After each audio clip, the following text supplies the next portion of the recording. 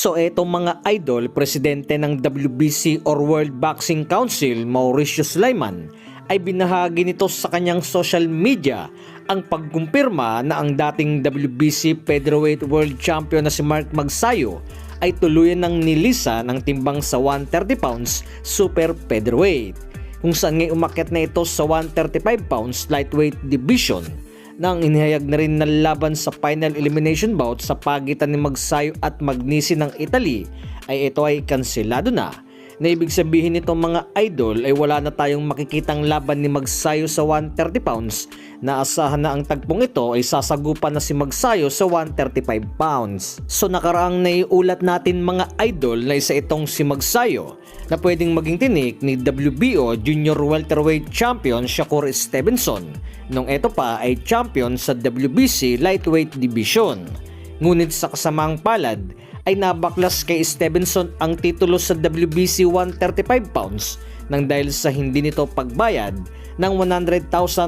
sa sanctioning fees. Nagiit naman dito ni Stevenson kung bakit ito hindi nagbayad dahil sa 140 pounds ang naging laban nito kontra Teofimo Lopez at hindi raw sa 135 pounds. So ang naging bakbakan naman nito kontra kay Teofimo Lopez kung saan ngayon nakuha ang panalo via unanimous decision ay nagdala kay Stevenson bilang 4 Division World Champion. Samantala mga idol, nakaraang naging bakbakan naman ni former 2 Division World Champion Luis Neri sa Kyrgyzstan kung saan panalo ito sa Thai boxer kontra sa Art na sa event na ito ay lumaban din si Cuadro Alas kontra kay Kinosuke Kameda na after this fight ay pinanood naman ito ni Casimero ang laban ni Neri.